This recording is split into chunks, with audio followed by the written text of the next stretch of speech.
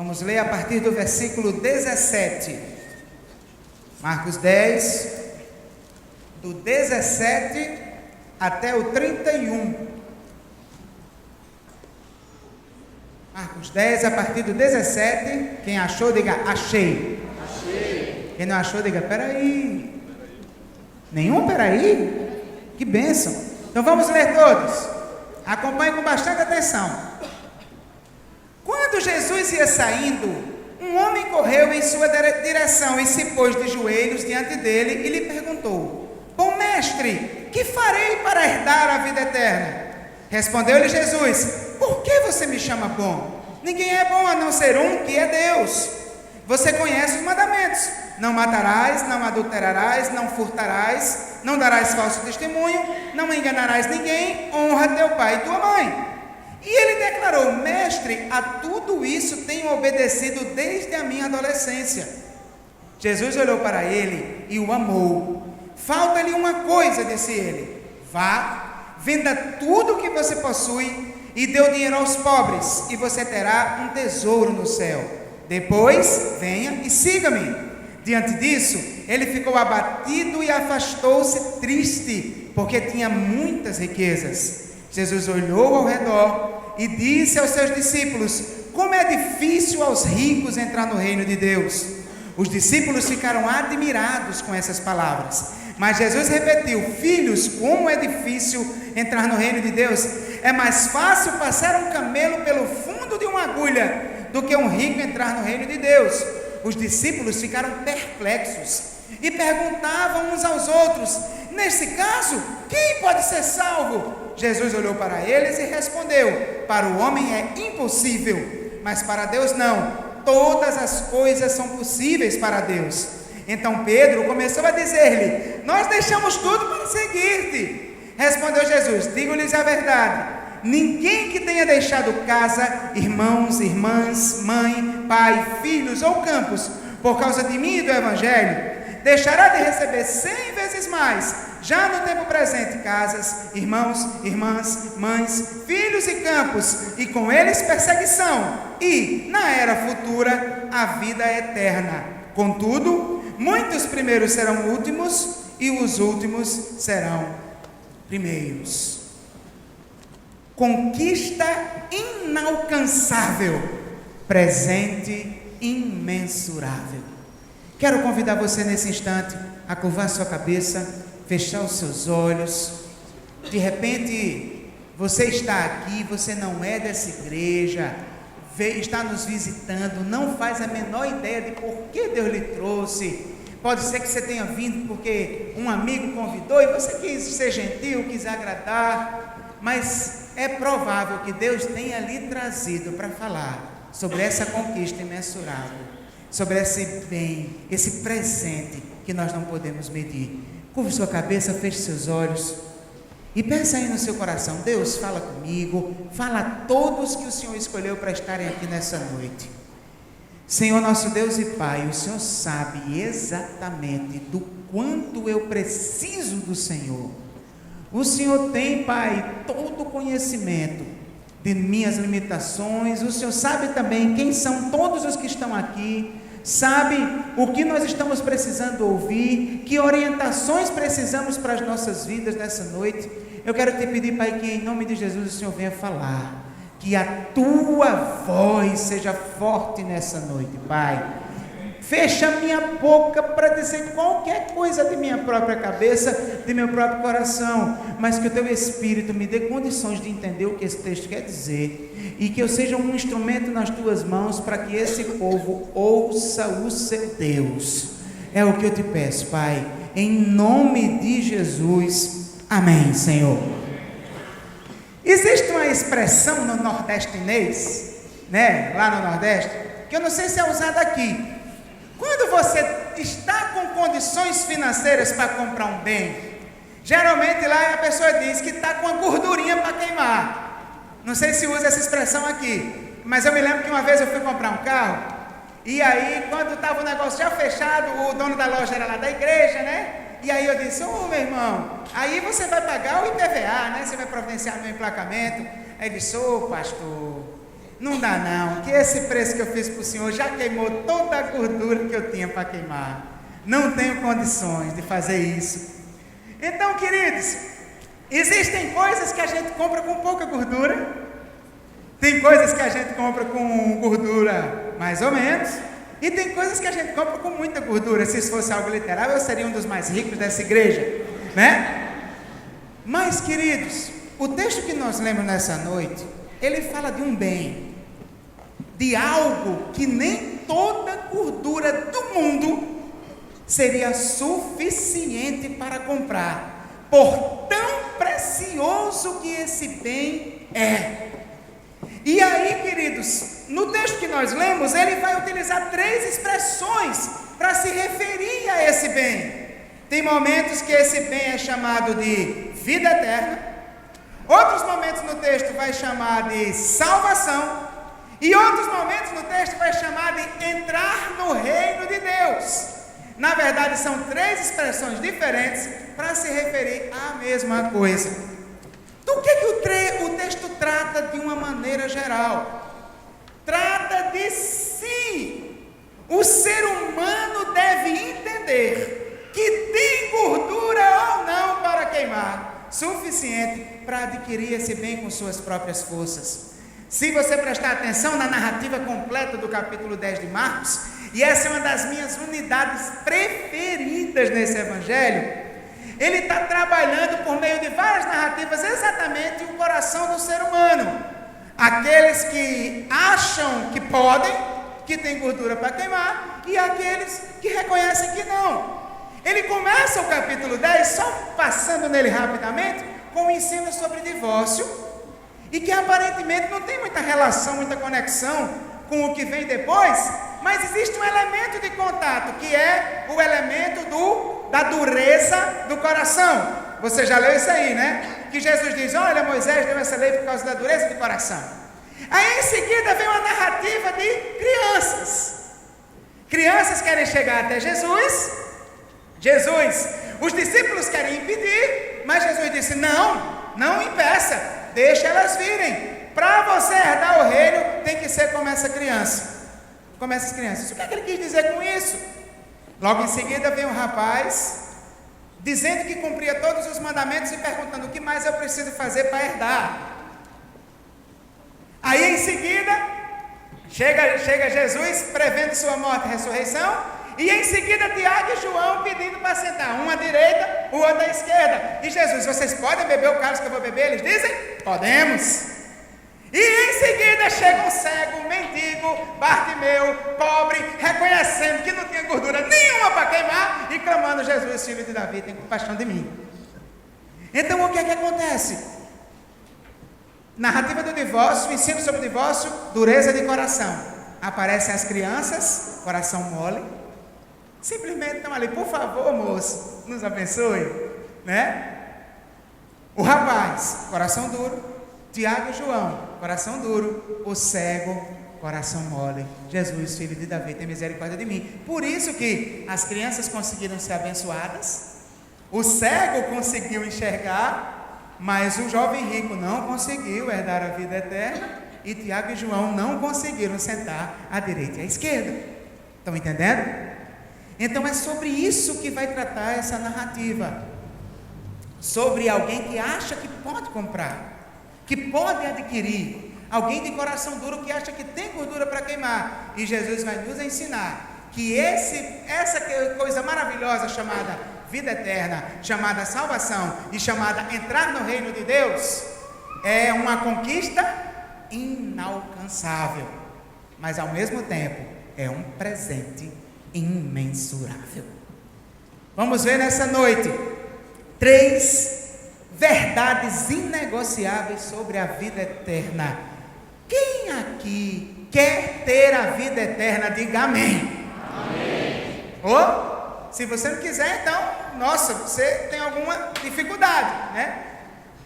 E o que é que Jesus vai ensinar? Exatamente como você ter. Se você entender como deve estar o seu coração, aí você vai, de fato, aprender como pode ter a vida eterna. Ok? Então vamos lá. Primeira verdade que o texto ensina sobre a vida eterna é que ninguém pode adquiri-la com suas próprias forças. Repita comigo, por favor. Ninguém pode adquiri-la com suas próprias forças. Versículo 17, olha só o que diz o texto. Acompanhe, por favor, não feche sua Bíblia. Se fechou, abra de novo. Quando Jesus ia saindo, um homem correu em sua direção e se pôs de joelhos diante dele. E lhe perguntou: bom mestre, que farei para herdar a vida eterna? Queridos, lá no verso 22, o texto diz que esse homem era rico.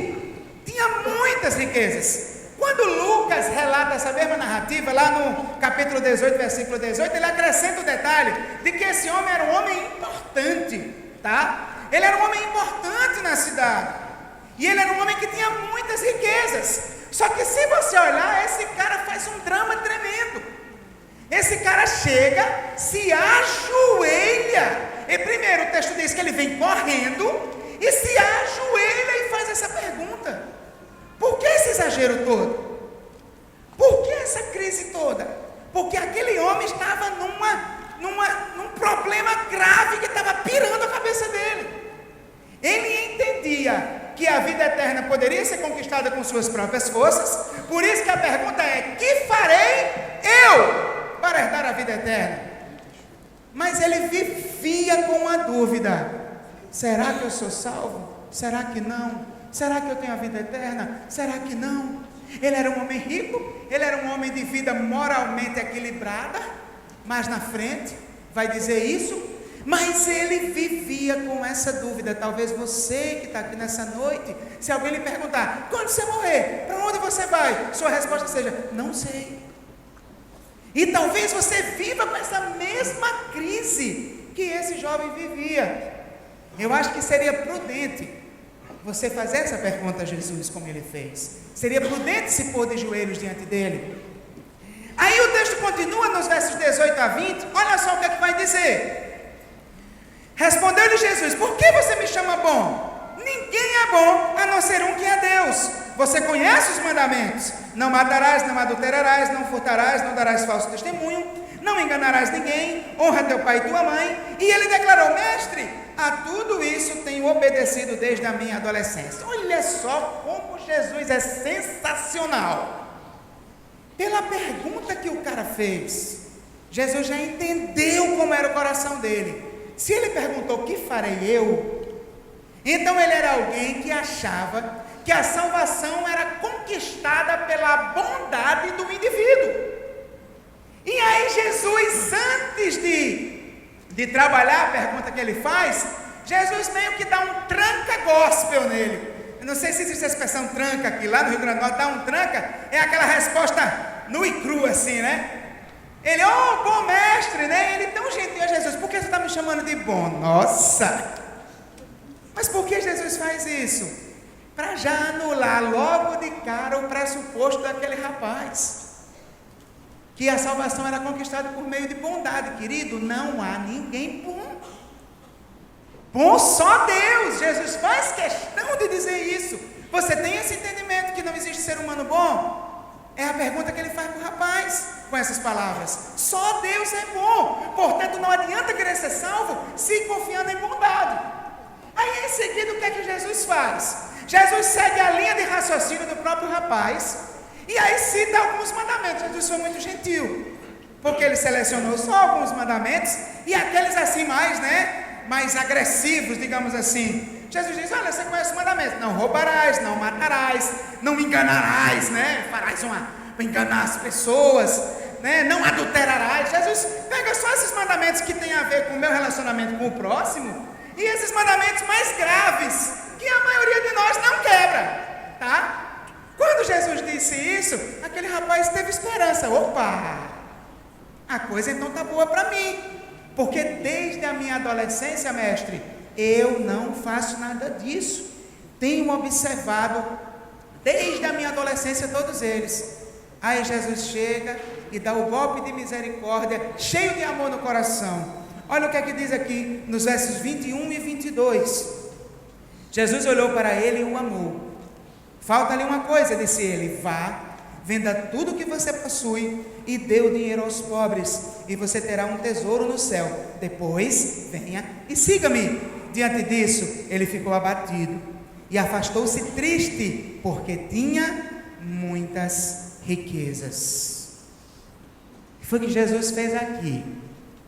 Jesus diz: ok, você acha que cumpre os mandamentos?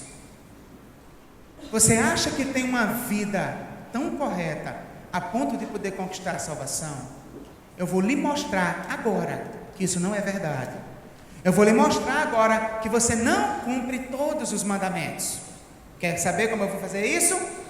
Pegue tudo o que você tem, dê aos pobres, e depois venha e me siga. Aquele rapaz não foi capaz de fazer aquilo. Por quê, queridos? Por quê? O que fez que Jesus fez ele perceber?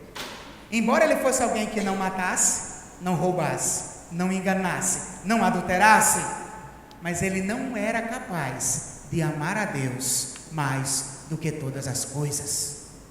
Ele não era capaz de amar a Deus de todo o coração, toda a alma, toda a força, todo o entendimento.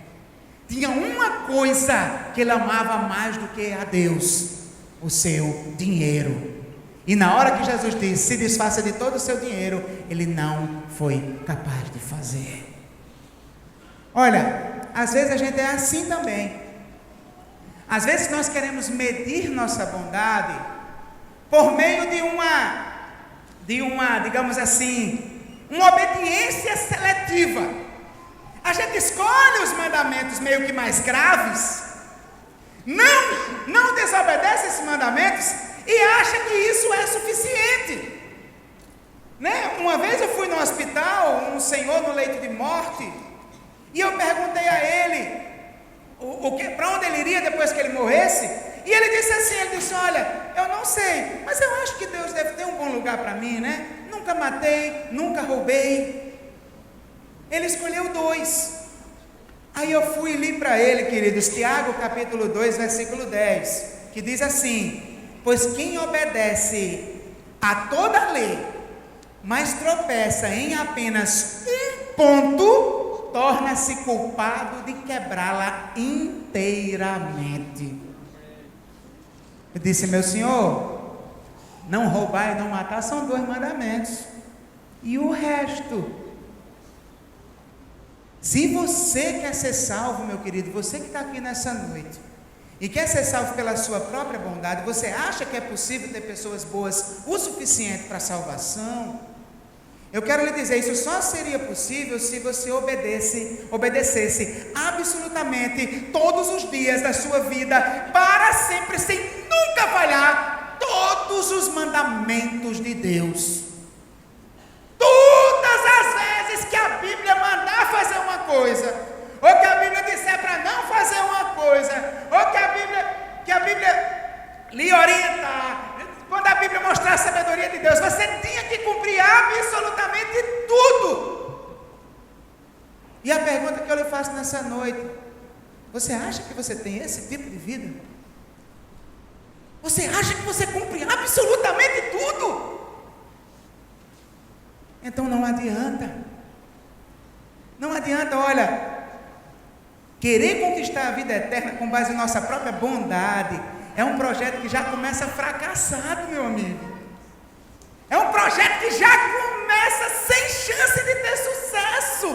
Por quê? Porque não somos bons. Para nos considerarmos bons, temos que cumprir toda a palavra. Então você que está aqui nessa noite, que tem esperança de, por meio do seu amor, das suas esmolas, por meio das coisas que você faz, conquistar a sua vida eterna, eu quero lhe dizer, meu querido, você está num projeto, embora seja um projeto que faz o bem a algumas pessoas, mas um projeto que não vai ser bem sucedido, porque você é pecador, porque você descumpre a lei de Deus em alguns pontos. Quem aqui poderia reconhecer, pastor, alguma vez na minha vida, e alguma vez até hoje, eu já descumpri e descumpro a palavra de Deus? Todos estamos nessa situação. Então, ninguém pode adquiri-la com suas próprias forças. A primeira verdade sobre a vida eterna. A segunda verdade: Deus pode doá-la como presente a qualquer um. Repita comigo, por favor. Deus pode doá-la como presente a qualquer um. Olha o que vai dizer dos versos 23 ao 25. Olha que coisa legal. Jesus olhou ao redor e disse aos seus discípulos: como é difícil aos ricos entrar no reino de Deus.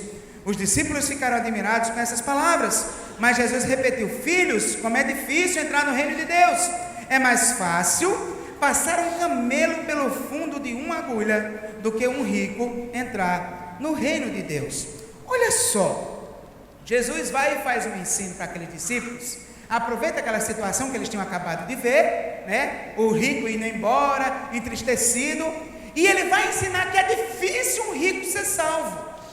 E aquilo espanta os discípulos. Eles acham estranho demais. E Jesus ainda reforça com um dito proverbial daquela época, que tem o objetivo de dar ênfase, de exagerar, um dito hiperbólico, dizendo: olha, é mais fácil um camelo passar no fundo de uma agulha. A gente sabe que é impossível um camelo passar no fundo de uma agulha, tá? Mas só que assim como na cultura brasileira, e às vezes a gente fala exageradamente para dar ênfase, também acontece isso na Bíblia, tá certo? Talvez você já tenha ouvido falar, alguém tentar explicar isso, dizendo que a agulha era uma porta muito estreita que tinha no muro de Jerusalém, e o camelo, para passar, tinha que se ajoelhar, e era... Não tem nada a ver com isso. Olha, esqueça isso. A gente não precisa arrumar uma explicação para tornar o que Jesus disse ser impossível possível. Não tem necessidade, tá? Aqui Jesus está falando de algo impossível para expressar algo que é muito difícil. Tanto é que antes ele falou: é muito difícil um rico entrar no reino de Deus. Só que a pergunta é: por que é tão difícil assim? Por que é tão difícil assim um rico ser salvo? Por que Jesus fez questão de ensinar isso e dar essa ênfase? Queridos, a riqueza é uma experiência interessante. A riqueza é uma experiência prazerosa, tá? E da riqueza, uma das coisas mais incríveis, na minha perspectiva, é o poder de compra. É a sensação de chegar numa loja, ver um bem, dizer: eu quero pegar o cartão de crédito, passar, digitar sem saber, eu posso pagar. Entende? Então, eu me lembro quando eu era criança, às vezes, na hora ia para a escola, e aí na hora do lanche, eu gastava o dinheiro todo do lanche. Quando era lá mais na frente, tinha uma aula vaga, e aí eu olhava para a cantina e ficava olhando para aquelas coxinhas maravilhosas, aqueles cachorros quentes sensacionais, aquelas Coca-Colas lindas de morrer.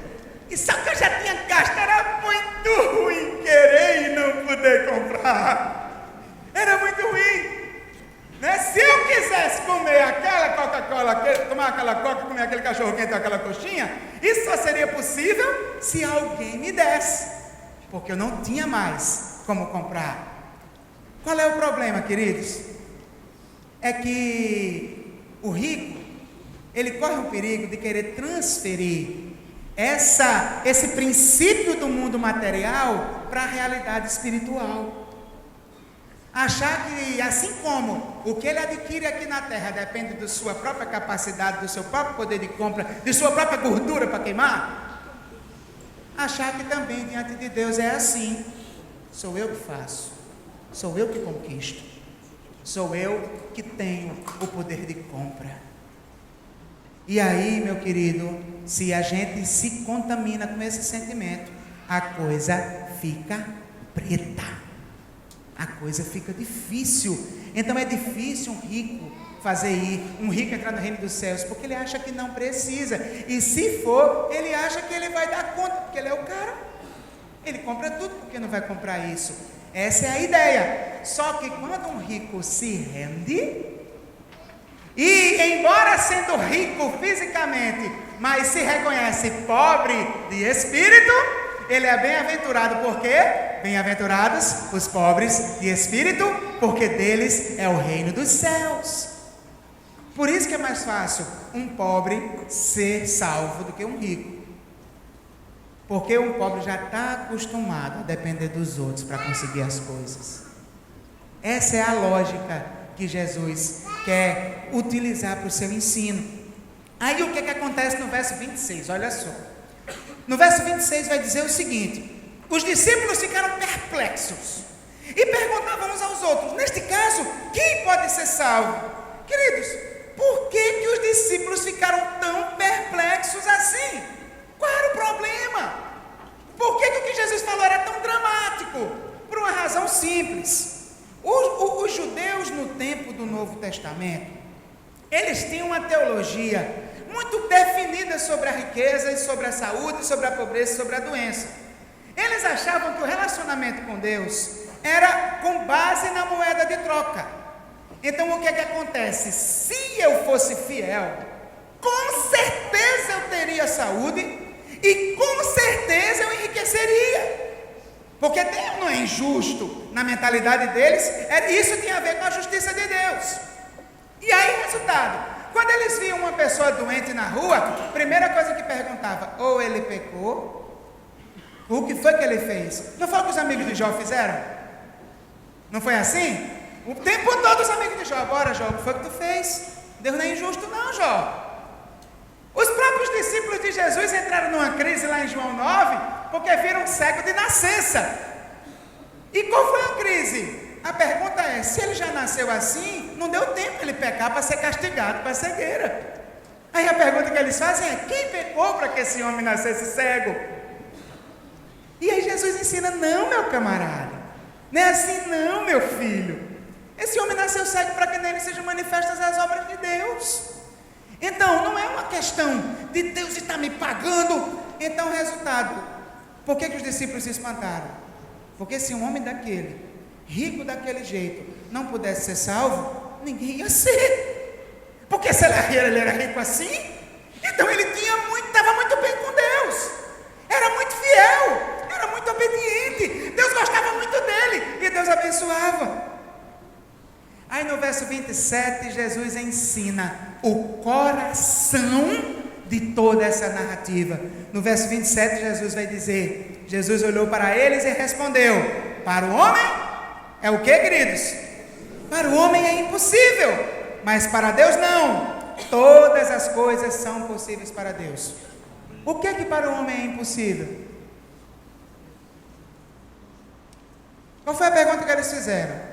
Quem pode ser salvo? Jesus está dizendo: para o homem isso é impossível. Por isso que o título da nossa mensagem hoje é Conquista Inalcançável. É impossível um homem conquistar sua salvação com suas próprias forças. É impossível um homem ser bom o suficiente para ser salvo. É impossível um homem, mesmo que seja rico, mesmo que tudo esteja dando certo para ele, não quer dizer que ele está na boa com Deus e que pode ficar tranquilo que vai para o céu. Não! Porque nada que eu faça e você faça anula o fato de que somos pecadores, de que nascemos em pecado, e Deus Santo não deixa pecado para lá. Portanto, não dá para depender de mim. Mas existe uma possibilidade de ser salvo. Que possibilidade é essa? Se Deus der a salvação. É impossível aos homens, mas é possível para Deus, porque para Ele tudo é possível. A salvação não é uma conquista, a salvação é um presente. Olha, uma vez, conversando com um jovem, a pedido da avó dele, a avó dele é uma pessoa muito querida por mim, por Débora. Ela: meu filho, deu uma conversadinha com meu neto e tal. E aí eu fui lá conversar com ela, com ele, né? E a gente conversando, ele nas crises da adolescência, vê os professores da escola falar umas besteiras, em crise de fé, né? Aquela coisa toda. E aí ele chegou para mim e me fez uma pergunta: Maninho,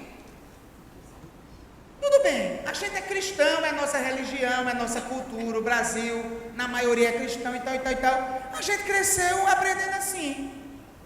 Mas e quem nasceu na Índia? Lá aprendeu outra religião. Quem nasceu no país muçulmano? Por que a nossa está certa e a dele está errada? É tudo religião, é uma questão de opção, é uma questão de escolha. E por isso que eu digo que os adolescentes são maiores teólogos da igreja, né? Mas aí, eu olhei assim para ele e fiz: não, filho, não é tudo a mesma coisa. O cristianismo verdadeiro, o cristianismo bíblico, ele é diferente de todas as outras religiões. Sabe por quê? Porque todas as religiões, islamismo, hinduísmo, espiritismo, até o catolicismo na sua tradição também, eles se baseiam nisso: o que eu preciso fazer para chegar até Deus. Eu disse a ele simplesmente: religião é o que eu preciso fazer para chegar até Deus. Mas a mensagem do Evangelho não é essa. A mensagem do Evangelho é o que Deus fez para chegar até mim. Vocês conseguem perceber isso, queridos? A salvação é um presente de Deus. O que você precisa fazer? Receba esse presente com gratidão, com alegria no coração. E saiba, meu querido, você inclusive que já é crente também, que o fato de tudo estar dando certo na sua vida não necessariamente quer dizer que você está bem com Deus, não, viu? E nem o fato de estar tudo dando errado na sua vida quer dizer que Deus está lhe punindo e você fez alguma coisa. Não necessariamente. Deus nos abençoa por graça, não é por pagamento. Tanto é que Jesus ensinou o quê? Que o sol nasce sobre justos e injustos. A chuva cai sobre bons e maus. Deus manda chuva na lavoura do cristão, manda chuva na lavoura do ateu também. E aí o cara não quer nem saber de Deus, Deus abençoa. Então, meu querido, nós precisamos entender: Deus pode doar a salvação, a vida eterna como presente a qualquer um que Ele quiser. E o acesso que você tem a isso é crendo, é se entregando. Então, primeira verdade foi: ninguém pode adquiri-la com suas próprias forças. Segunda verdade: Deus pode doá-la como presente a qualquer um. E terceira e última verdade: a vida eterna, preste atenção, a salvação traz benefícios agora e na eternidade. Você crê nisso? Diga amém. Amém. Olha o que é que vai acontecer agora. Quem entra em cena para variar? Pedrinho. Pedrinho era aquele tipo de cara que não conseguia ficar calado, tinha que dizer alguma coisa. Depois que Jesus ensinou: não depende da sua riqueza, não depende de você, é impossível para você, mas é possível para Deus, é presente de Deus, vem de Deus e não de você mesmo. Aí Pedro faz a associação. Ele está dizendo isso porque o rapaz não quis deixar as coisas. Se ele não quis deixar, mestre, nós deixamos, né? Não é isso que ele vai dizer aqui? No versículo 28, nós deixamos tudo para te seguir. E queridos, Pedro não estava mentindo. Se você ler Lucas capítulo 5, você vai ver que isso é verdade. Pedro tinha uma empresa de pesca, era sócio de Tiago e João, estava lá na sua pescaria. Jesus chegou lá, fez o milagre, eles puxaram as redes com tanto peixe que tinha se rasgado. Na hora que Pedro fez a maior pescaria dele, que nem Chechel com os barcos dele pesca tanto, aí o que acontece? Pedro chega lá com aquela pescaria maravilhosa. Jesus faz: ok, pescaram, agora deixa tudo aí e me segue, que agora vocês vão ser pescadores de homens. E o que é que Pedro e eles fizeram? Deixaram tudo e o seguiram. Então Pedro estava sendo verdadeiro, estava sendo honesto. O que Pedro estava querendo saber: e nós? O que ganhamos com isso? A gente não quis saber de nada. A gente está te seguindo porque quer te seguir e pronto. Não botamos condições, estamos contigo. E aí Jesus vai e diz uma coisa extraordinária nos versos 29 e 30. Olha só o que é que ele diz. Respondeu Jesus: Digo-lhes a verdade, ninguém que tenha deixado casa, irmãos, irmãs, mãe, pai, filhos ou campos, por causa de mim e do Evangelho, deixará de receber 100 vezes mais, já no tempo presente, casas, irmãos, irmãs, mães, filhos e campos, e com eles perseguição, e na era futura, a vida eterna. Contudo, muitos primeiros serão últimos, e os últimos serão primeiros. O que é que Jesus está dizendo aqui, meus irmãos? Ele está dizendo: Pedro, fica tranquilo, é impossível que alguém que me segue, que tenha largado tudo para me seguir, viva sem benefícios, tanto nessa vida quanto na vida futura. Mas eu quero lhe dizer que associado a esses benefícios haverão perseguições. Então, queridos, Jesus nunca deixou de avisar os discípulos que a coisa não era fácil, correto? Estão lembrados quando o camarada chega lá para Jesus, em Mateus, lá em Mateus capítulo 8, quando ele diz: mestre, te seguirei para onde fores. É o que é que ele disse? As aves têm seus ninhos, as raposas têm seus covis, mas o filho do homem não tem onde reclinar a cabeça. Então ele diz: não tem garantia de conforto não, viu? Pode ser que você enriqueça, pode ser que você empobreça, não tem nenhuma conexão. Virei crente, agora o bicho, a coisa vai ser boa para o meu lado. Não tem, tá? Não tem garantia de conforto. Outra coisa que ele avisou, que ia gerar conflitos familiares, porque isso lá em Mateus capítulo 10, nos versos do 32 ao 36, ele vai dizer: olha, não pensem que eu vim trazer paz ao mundo, eu vim trazer espada. Vim colocar filho contra pai, pai contra filho, irmão contra irmã. Os inimigos do homem serão os da sua própria casa. Estão lembrados disso? Jesus estava avisando: vai ter gente na sua família que não vai concordar com a sua decisão de se converter. Vai ter gente na sua família que vai criar caso. Então vai ter conflito, já se prepare para isso. Ele também avisou que para você seguir ele, você tem que estar disposto até a morrer por ele. Marcos 8, 34, 35, se alguém quiser vir após mim, negue-se a si mesmo, tome sua cruz e siga-me. Aquele que perder a sua vida, vai encontrar. Quem ganhar a sua vida, vai perder. Estão entendendo? Então tem que estar disposto a morrer. Só que aí de repente, eu falando todas essas coisas, você, vixe, então o negócio é ruim, não, é ruim mesmo. Não. Esses são os custos. Tem custos, tem dificuldades. No mundo tereis aflições. Mas, queridos, acreditem, tem muito mais bênção do que dificuldades. E Jesus lista aqui uma bênção que eu e Débora experimentamos todos os dias aqui nessa cidade. Jesus, ele garante, se sua família, ou você foi para longe de sua família, ou sua família ficou meio assim com você, estremeceu sua relação com seu pai, com sua mãe, com seu irmão, não se preocupe, porque ainda nessa vida, se você se converter, se você entregar a vida a mim, você vai fazer parte de uma comunidade, de uma grande família, e nessa família você vai encontrar 100 vezes mais pais, 100 vezes mais mães, 100 vezes mais irmãos, 100 vezes mais casas. Você vai ter que escolher onde vai almoçar, onde vai jantar, de tanta gente lhe convidando para ir, né? E queridos, isso eu e Débora experimentamos. Não pensem vocês que é fácil ficar longe da família. Eu me lembro que quando nós fomos entrevistados pelo corpo diaconal, o diácono Lauro Queiroz fez uma pergunta: vocês estão preparados para vir para longe da família de vocês?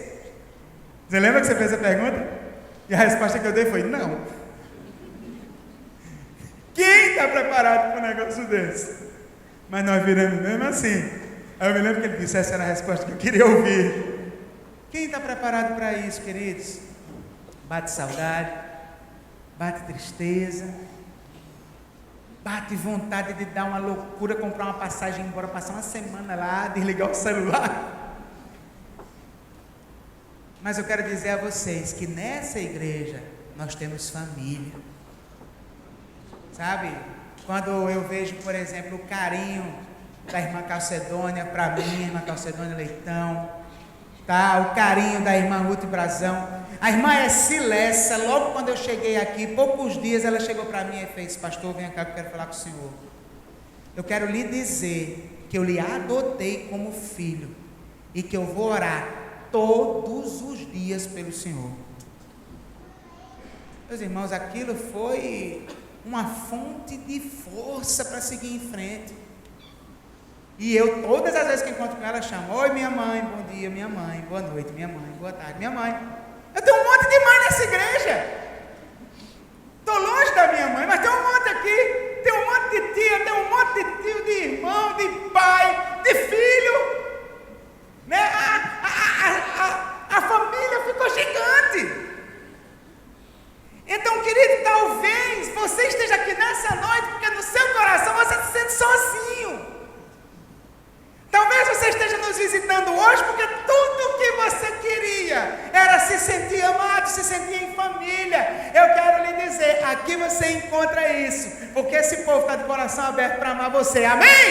Amém. Estamos de coração aberto, somos uma família. É um problema sério agendar os almoços.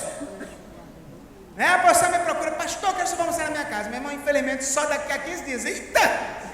O cara vai fazer um almoço para o outro e ainda tem que esperar 15 dias.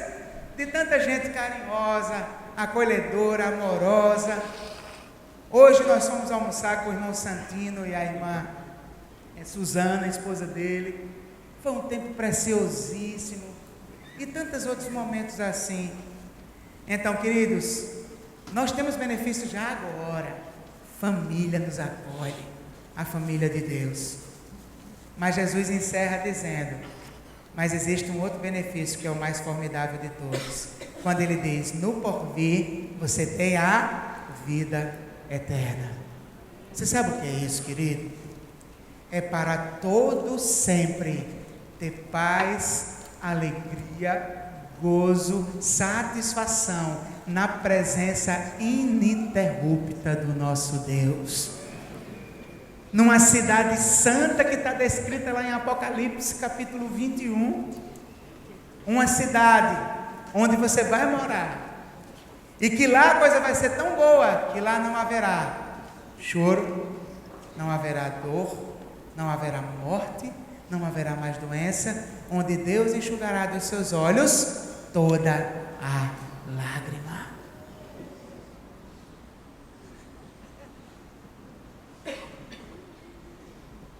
Aí ele encerra o texto dizendo: mas muitos primeiros serão últimos e os últimos serão primeiros.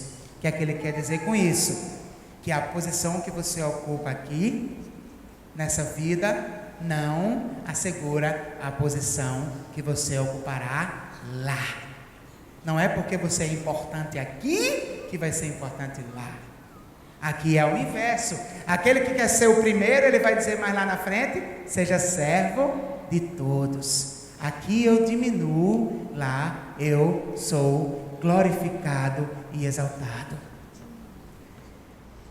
Olha, meu querido, você que nos visita nessa noite, você que está aqui, que de repente, sendo sincero, sendo franco, ainda não teve o dia que você se posicionou diante de Cristo. O conselho de Jesus para você hoje é: querido, para de achar que você é bom. Para de achar que sua vida moral, selecionando mandamentos, nunca roubei, nunca matei, nunca enganei ninguém, é suficiente. Não é. Não depende de você. É impossível para você ser salvo. Mas é possível para Deus salvar você nessa noite. É possível para Deus lhe dar a vida eterna nessa noite. É possível para Deus fazer você entrar no reino nessa noite. Porque a gordura que foi queimada não é a sua. A gordura que foi queimada é a de Deus. E Ele tem uma eternidade inteira, uma onipotência, uma onisciência, uma onipresença de força, de poder para salvar você. Ele tem toda a gordura do universo, porque Ele criou o universo. Eu queria nesse instante orar por sua vida. Eu queria pedir que todos fechassem os olhos, curvassem sua cabeça.